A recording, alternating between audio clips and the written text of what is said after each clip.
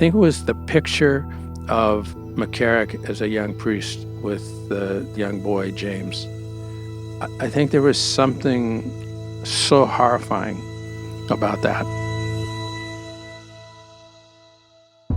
In 2018, the Catholic Church faced a shocking new revelation of sexual abuse within its ranks.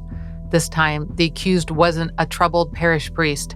It was the well-connected and powerful retired Archbishop of Washington, Cardinal Theodore McCarrick. I didn't know Cardinal McCarrick, but I certainly had interacted with him in public life. And it was shocking to hear all of that in the context of someone who has been such a public figure. And it was like a punch to the gut. This is Crisis, Clergy Abuse in the Catholic Church.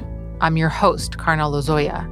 In 2018, I had just moved to D.C. to serve as the spokesperson at the Catholic University of America when the McCarrick news hit.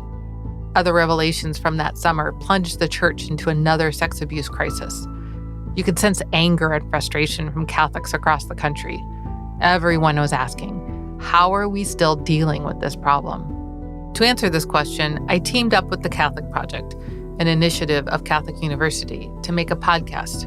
We're going to tell the story of clergy abuse, what happened in the summer of 2018, why does sex abuse continue to be an issue, and what still needs to be done to bring about healing for survivors and for the church. We spoke with journalists. The crisis to me is that there is a criminal sexual underground in the Catholic clergy culture, and it has been building for generations. Victim survivors of sexual abuse. And he said to me, "Who is ever going to believe you? Don't you know who I am? I will destroy you in the press, and if that doesn't work, I'll have some friends come over and visit you." And high-ranking church officials. I think what happened in too many cases was there was a confusion between a sin and a crime.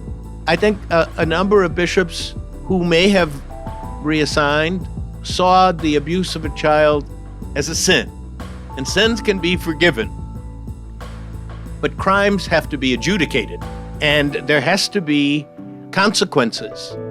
Join us September 9th for the first episode of our new podcast, Crisis, Clergy Abuse in the Catholic Church.